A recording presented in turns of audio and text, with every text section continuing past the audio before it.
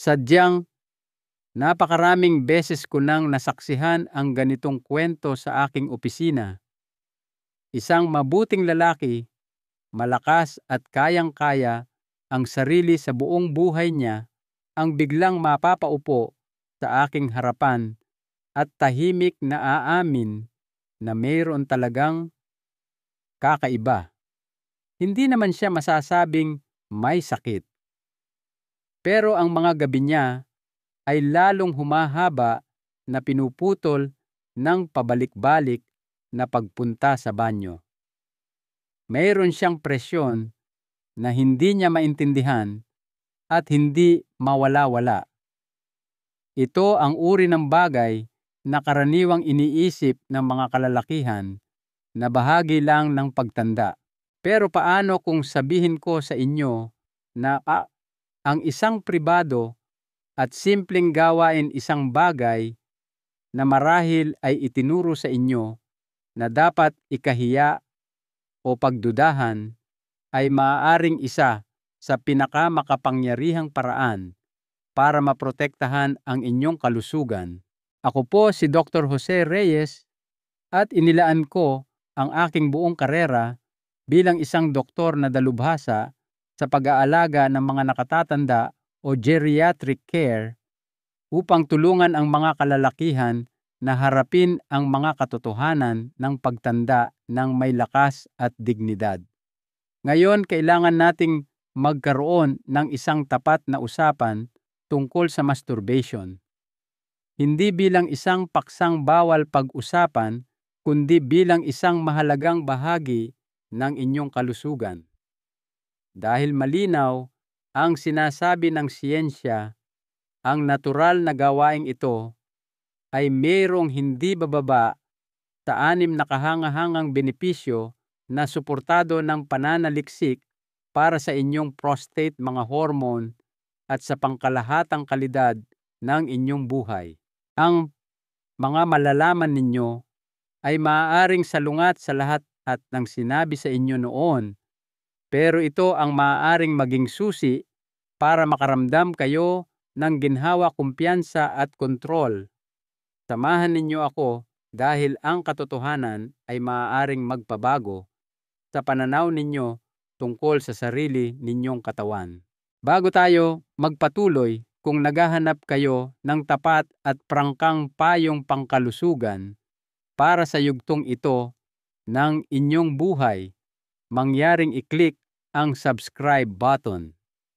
At kung ang mensaheng ito ay tumatama, nasa inyo, ipaalam ninyo sa akin sa pamamagitan ng pag-type ng Opo sa mga komento. Kung hindi naman i-type ang hindi, at sabihin ninyo sa akin kung ano ang nasa isip ninyo. Ang layunin ko ay gawing isang lugar ang channel na ito kung saan makakakuha kayo ng mga totoong kasagutan. Ngayon, alamin natin kung ano talaga ang nangyayari sa loob ng inyong katawan at kung paano ninyo mababawi ang kontrol sa inyong kalusugan simula ngayon. 1. Pagbuti ng sirkulasyon ng dugo. Ang buhay ng iyong prostate. Marami na akong nakausap na mga ginoo, edad 60, 70 at kahit 80, mga lalaking nagtayo ng negosyo, nagpalaki ng pamilya, at palaging pakiramdam ay sila ang may kontrol.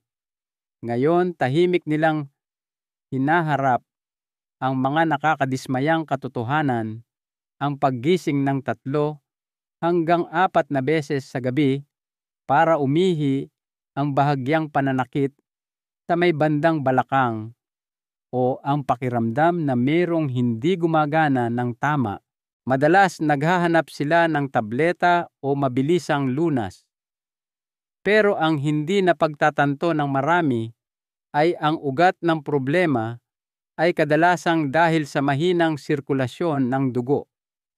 Sa kaibuturan, ang inyong prostate ay unti-unting hindi nasusuplayan ng sariwa at saganang oxygen na dugo na kailangan nito para manatiling malusog.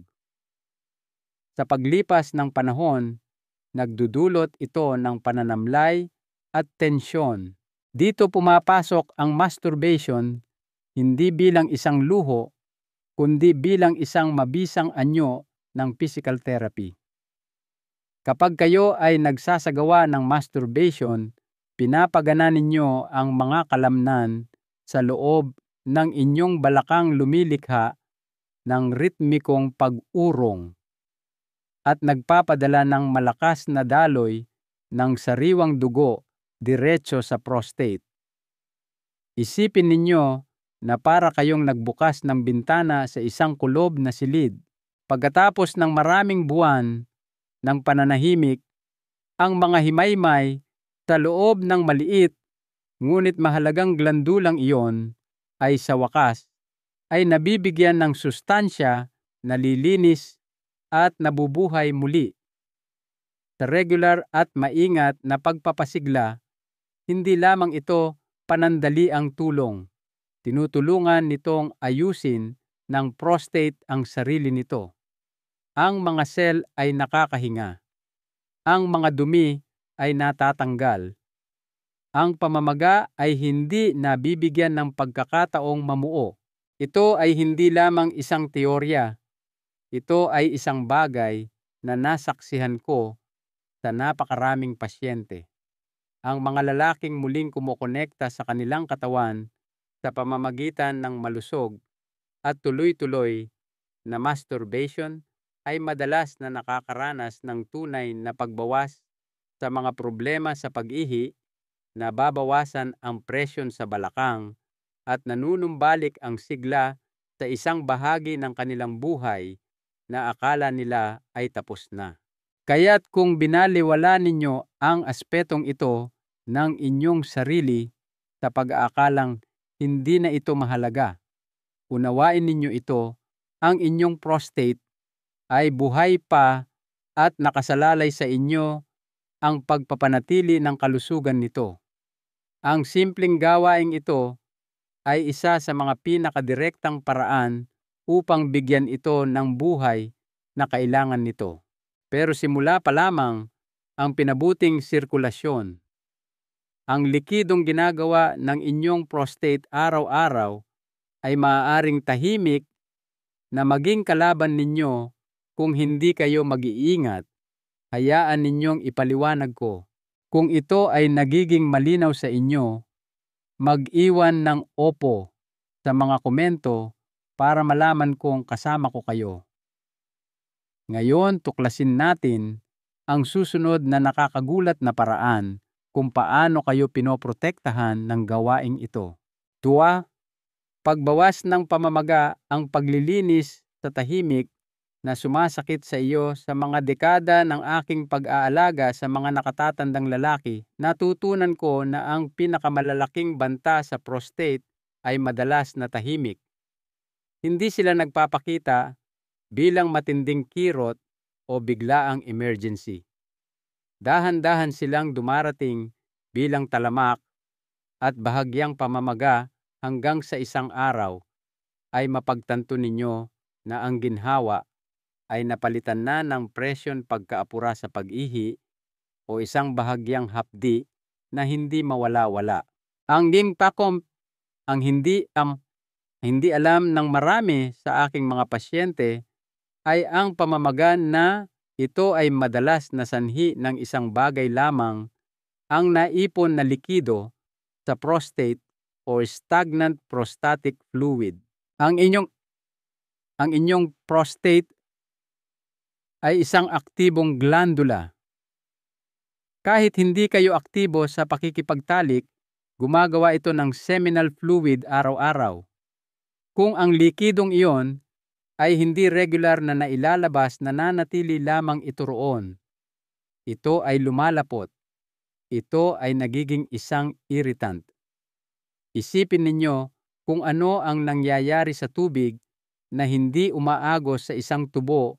Nagiging lugar ito ng mga problema. Ganoon din ang nangyayari sa loob ng inyong katawan. Kapag naiwang nakaimbak ang likidong ito, ay maaaring magdulot ng talamak na pamamaga na hahantong sa pamamaga ng prostate discomfort at maging sa pagbabara ng ihi. Sa kabutihang palad, merong isang napakasimple at natural na solusyon, ang regular na ejaculation. Ang masturbation ay nagsisilbing isang proteksyon na panlinis para sa inyong sistema. Hindi lamang ito isang sandali ng kaluwagan. Ito ay isang mahalagang paglilinis ng mga tubo. Inilalabas ninyo ang lumang likido bago pa ito maging nakakalason. Nakita ko na ang mga lalaking lubos na nabawasan ang kanilang mga sintomas, hindi dahil sa mamahaling gamot o masalimuot na pamamaraan, kundi sa simpleng pagpapanumbalik ng natural na ritmong ito. Sa pamamagitan ng pagbibigay galang sa isang bahagi ng kanilang sarili na itinurong dapat balewalain, ibinigay nila sa kanilang prostate ang mismong hinihiling nito, ginhawa, paggalaw at daloy. Hayaan ninyong maging prangka ako. Ito ay isa sa pinakamabisang paraan upang mabawasan ang panloob na stress sa inyong prostate bago pa ito maging isang seryosong kondisyong medikal. Hindi lamang ninyo ginagamot ang mga sintomas, tinutugunan ninyo ang sanhi. Pero hindi dito nagtatapos ang mga benepisyo. Habang nililinis ninyo ang pisikal na pamamaga, may mas malalim na nangyayari sa inyong mga hormon at emosyon. Ang pagbabagong iyon ay maaaring maging susi upang maramdaman ninyo muli ang pagiging kayo. 3. Balanseng, hormonal at emosyonal na paghilom. Ang nakatagong reset button. Sa paglipas ng mga taon, napakaraming kalalakihan ang umamin sa akin na hindi na nila nararamdaman ang kanilang dating sarili.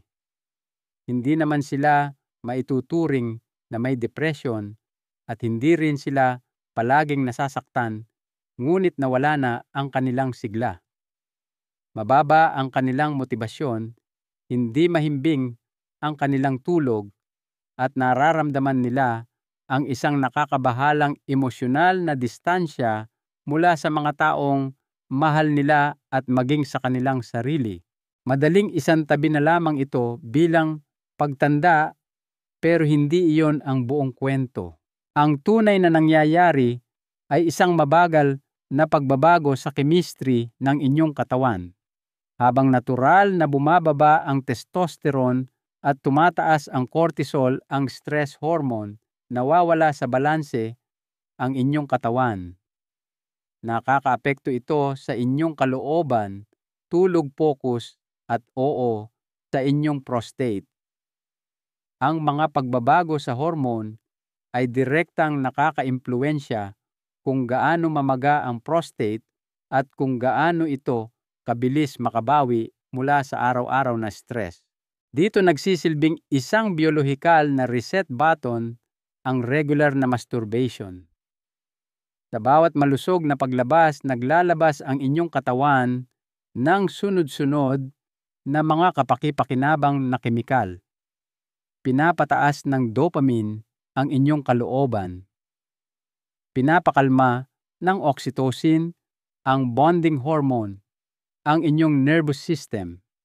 Ang mga endorphin ay nagsisilbing natural na pangpawala ng sakit at pambawas ng pagkabalisa. At higit sa lahat, nakakakuha kayo ng banayad at malusog na pagtaas ng testosterone na nagpapaalala sa inyong katawan na kayo ay mahalaga pa rin, panlalaki pa rin, at kasali pa rin sa laro.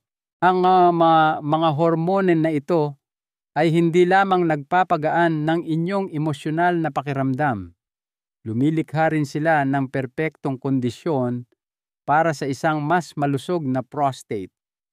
Ang mas mababang cortisol ay nangangahulugan ng mas kaunting pamamaga. Ang mas mahimbing na tulog ay nagbibigay ng oras sa inyong mga tissue upang maghilom.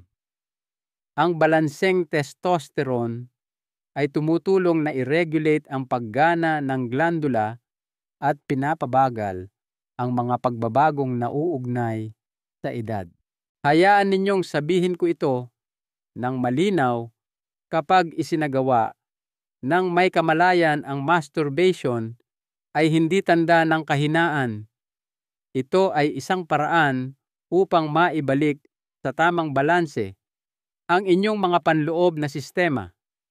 Ito ang paraan upang muli ninyong mahanap ang inyong katatagan, maramdaman ang emosyonal na kabuuan at muling makasabay sa ritmo ng inyong katawan.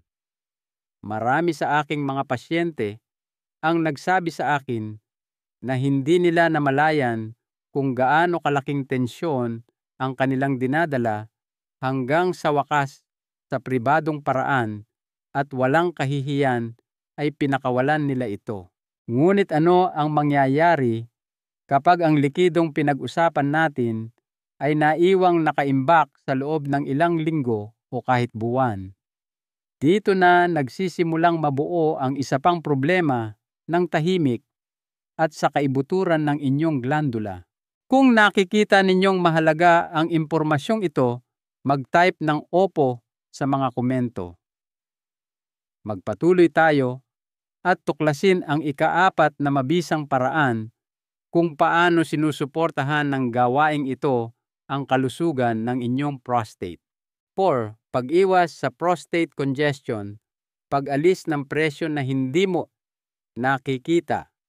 Isa sa mga pinakakaraniwang issue na nakikita ko sa mga nakatatandang lalaki ay isang bagay na nahihirapan silang ilarawan.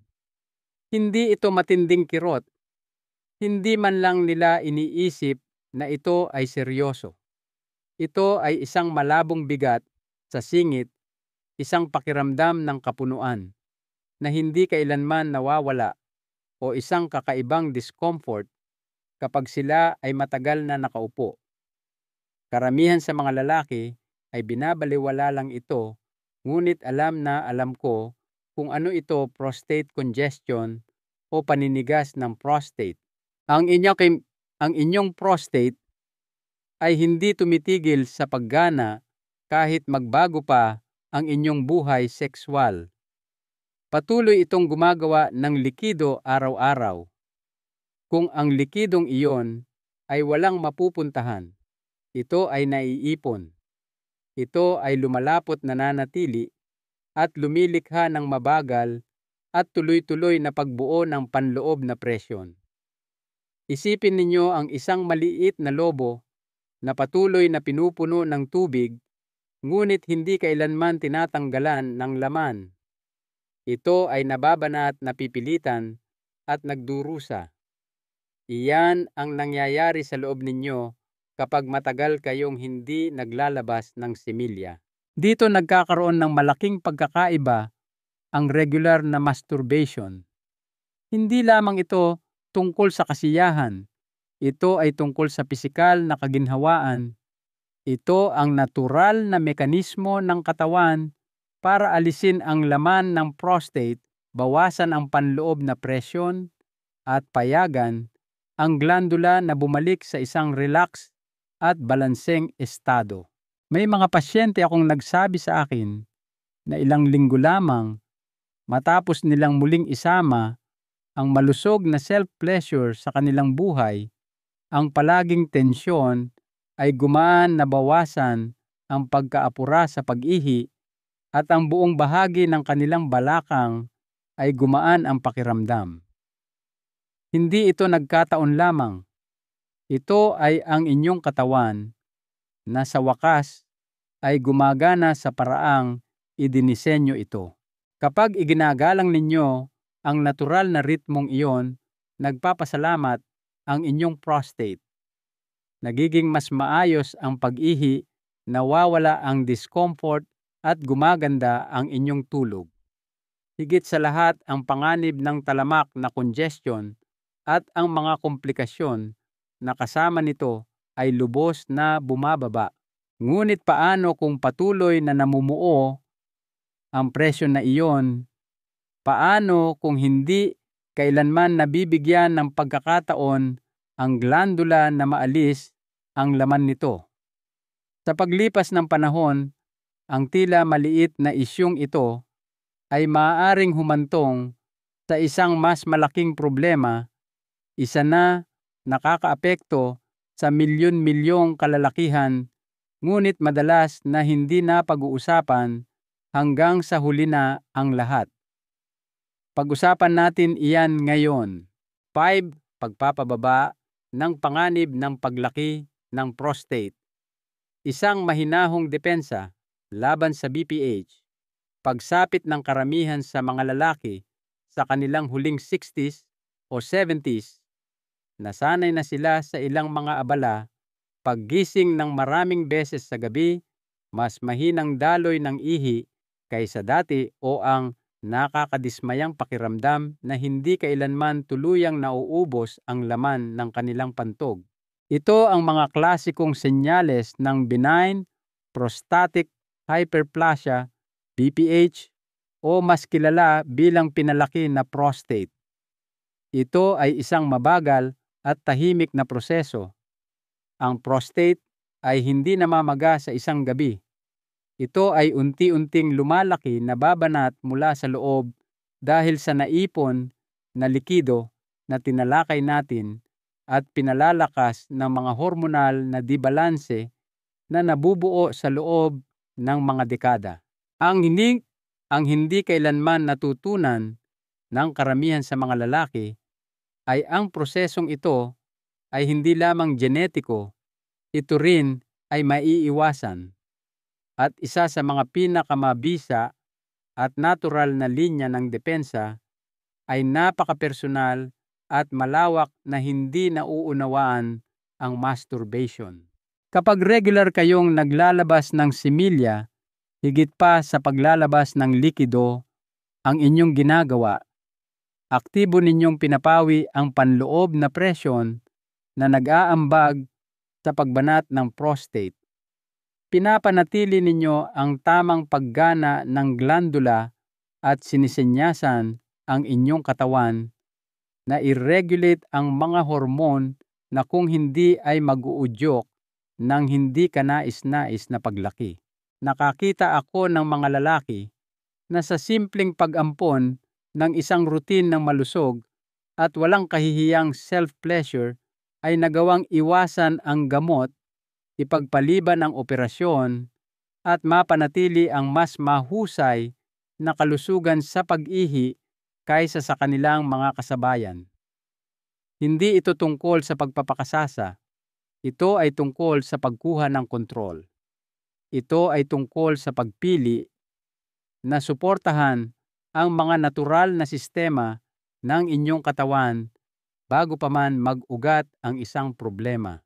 Ang prostate ay idinisenyo upang maglabas ng likido, hindi para itago ito ng walang katiyakan. Kapag pinapayagan ninyong gumana ang sistemang iyon ayon sa nilalayon ng kalikasan, ang inyong glandula ay mananatiling mas matatag, hindi gaanong namamaga, at mas maliit ang posibilidad na lumaki ng sobra. At gayunpaman, sa lahat ng pisikal na benepisyong na pag-usapan natin, may isa pa na maaaring siyang pinakamakapangyarihan sa lahat. Hindi ito tungkol sa inyong katawan. Ito ay tungkol sa iyo bilang isang lalaki. Dahil kapag ang gawaing ito ay isinagawa ng may paggalang sa sarili, hindi lamang nito binabago ang inyong kalusugan, maaari nitong baguhin kung paano ninyo nakikita ang inyong sarili. 6. Pagbawi ng kumpiyansa at koneksyon.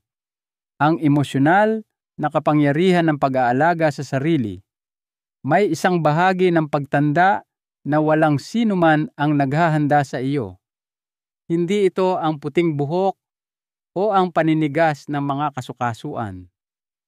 Ito ay ang tahimik na pakiramdam ng distansya na maaaring lumaki sa pagitan mo at ng iyong sariling katawan. Napakarami ko nang nakausap na malalakas at mapagmalaking mga ginoo sa aking opisina na nagsasabing hindi nila nararamdamang sila'y sira na kundi wala lang koneksyon. Hindi lamang ito tungkol sa kawalan ng intimasya. Ito ay tungkol sa krisis sa pagkakakilanlan. Ito yung tanong sa likod ng iyong isipan, ako pa ba ang lalaking dati? Dito nagiging isang bagay na may malalim na kahulugan. Ang masturbation na madalas ay binabaliwala bilang isang maliit na bagay. Kapag gumawa kayo ng isang may kamalayang pagpili na gawin ito ng regular at walang kahihiyan higit pa sa pagpapaginhawa ng tensyon ang inyong ginagawa. Muli ninyong itinatatag ang isang relasyon sa inyong sarili. Nagpapadala kayo ng isang malakas na mensahe sa inyong sariling katawan. Nandito ka pa, may kakayahan ka pa, karapat-dapat ka pa rin sa pangangalaga, haplos at kasiyahan. Mula sa medikal na pananaw, ang emosyonal na muling pagkonekta na ito ay may napakatotoong pisikal na mga benepisyo. Ang isang lalaking nakakaramdam ng koneksyon sa kanyang katawan ay mas malamang na mapansin kapag may mali at mas maagang hihingi ng tulong. Mas mahusay niyang kayang pamahalaan ang stress, mapanatili ang balanse ng hormonal at protektahan ang kanyang prostate sa pamamagitan ng regular at malusog na paglalabas. Nakita ko na ang mga lalaking dating pakiramdam ay umatras na at hindi nakikita ay nagsimulang magbago ang tindig. Mas matikas silang maglakad, mas mahimbing ang kanilang tulog, at muli silang kumukonekta sa kanilang mga kapareha at sa kanilang layunin sa buhay. Ang pagbabagong ito ay hindi nagmumula sa isang tableta. Ito ay nagmumula sa paggalang sa sarili. Para sa inyong prostate, ang emosyonal na pagbabagong ito ay kritikal. Ang mas mababang stress hormones ay nangangahulugan ng mas kaunting pamamaga. Ang mas malawak na kamalayan sa katawan ay humahantong sa mas maagang pagtuklas ng mga problema. Ang kumpiyansa at koneksyon sa sarili ay hindi mga luho. Sila ay mahahalagang bahagi ng proseso ng paghilom. Kaya kung naramdaman ninyo na ang bahaging ito ng inyong buhay ay hindi na mahalaga, hinihimok ko kayong mag-isip muli. Ang maliit at pribadong gawaing ito ay may mga epekto na umaabot sa bawat sulok ng inyong kalusugan at ng inyong pagkatao. Isang huling salita mula sa inyong doktor. Kung nanatili kayo sa aking tabi hanggang sa huli, maraming salamat. Salamat sa pagkakaroon ng lakas ng loob na tuklasin ang isang bahagi ng inyong kalusugan na itinuro ng lipunan sa napakaraming kalalakihan na dapat balewalain. Ang pag-uusap na ito ay hindi lamang tungkol sa biyolohiya ng masturbation. Ito ay tungkol sa pagbawi ng inyong karapatan na alagaan ang inyong buong katawan ng walang kahihiyan. Tinalakay natin ang siyensya at ang mga benepisyo para sa inyong prostate ay hindi maikakaila. Mas mahusay na sirkulasyon nagdadala ng sariwang dugo upang magbigay sustansya at ayusin ang glandula. Bawas na pamamaga naglalabas ng naipong likido bago pa ito maging nakakalason. Balanse sa hormone, nire-reset ang chemistry ng inyong katawan upang mabawasan ang stress at suportahan ang sigla. Pag-iwas sa paninikip, congestion, nagpapaginhawa sa panloob na presyon na nagdudulot ng discomfort. Mas mababang panganib sa BPH nagtatanggol laban sa paglaki sa pamamagitan ng pagpapanatili ng natural na paggana. panibagong kumpiyansa. Muling kumokonekta sa inyong katawan at pinapatibay ang inyong pagkatao. Hindi lamang ito mga teorya. Ito ay mga katotohanang nakita kong nagpabago sa buhay ng mga lalaking tulad ninyo. Ang mga lalaking nagbukas ng pinto sa bahaging ito ng kanilang sarili na pinili ang kabaitan kaysa sa pagkakasala ay natagpuan ang isang antas ng kalusugan at kagalingan na akala nila ay matagal nang nawala. Narito ang pinakamahalagang aral sa buhay na maibibigay ko sa inyo. Ang tunay na kalusugan sa inyong mga huling taon ay hindi tungkol sa pakikipaglaban sa pagtanda. Ito ay tungkol sa pagbuo ng isang pakikipagtulungan sa inyong katawan. Ito ay tungkol sa pakikinig dito, paggalang dito, at pagbibigay dito ng kung ano ang kailangan nito nang walang paghuhusga. Hindi ninyo kailangan ng pahintulot at tiyak na hindi ninyo kailangang humingi ng paumanhin. Kailangan ninyo lamang tandaan na ang pag-aalga sa inyong sarili sa lahat ng paraan ay hindi pagiging makasarili. Ito ay kaligtasan. At ang simpleng pribadong gawaing iyon ng pag-aalaga sa sarili ay maaaring gumawa ng lahat ng pagkakaiba sa mundo. Gusto kong marinig ang inyong mga saloobin tungkol dito. Ano ang isang bagay mula sa talakayang ito na tumatak sa inyo? Mangyaring ibahagi ito sa mga komento sa ibaba.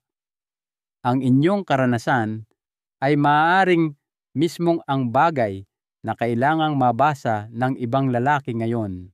Kung nakatulong sa inyo ang pag-uusap na ito, mangyaring mag-subscribe at ibahagi ito sa isang kaibigan, kapatid o sino man sa inyong buhay na karapat-dapat magkaroon ng kaalamang ito. Ipagpatuloy natin ang mahalagang pag-uusap na ito.